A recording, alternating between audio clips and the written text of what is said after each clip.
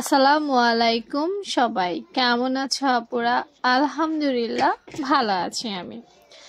তো দেখো আজকে ওই যে এটাকে কি বলে না সুজ সালোয়ার, তাই না? সুজ সালোয়ারের পুরো ড্রয়িংটা আজকে তোমরা দেখতে পাবা। হাঁটুর মাপ নিছি, হাঁটুর ফিটিংসের মাপ নিছি, কারণ এটা ফিটিংস হবে তো সালোয়ারটা।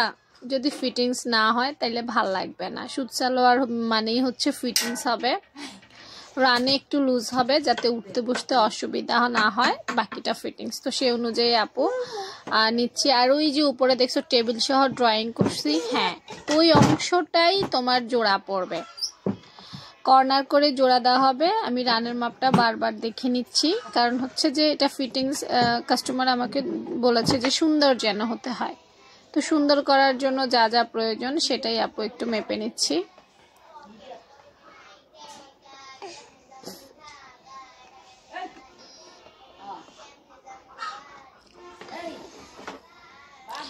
এ ধরনের সালোয়ার আসলে কেউ যদি দিয়ে দেয় আমার কাছে মনে হয় সেটা সবচাইতে ভালো হয়। বডি থেকে করতে গেলেই কিন্তু তোমাকে একটু বুঝে শুনে করতে হবে। তো এখন কেটে ফেলছি আপু, ড্রয়িং অনুযায়ী কাটা হয়ে গেছে।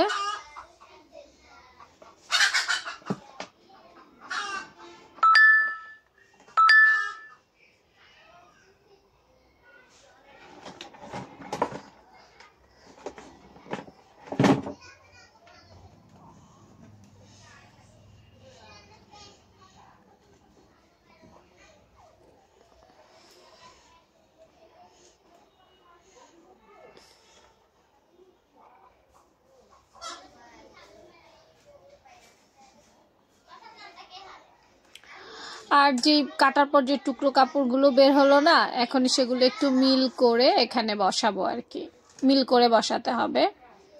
তো দেখো আমি মিল করছি, যেভাবে সুন্দর হয় যেভাবে ভালো হয় আর কি।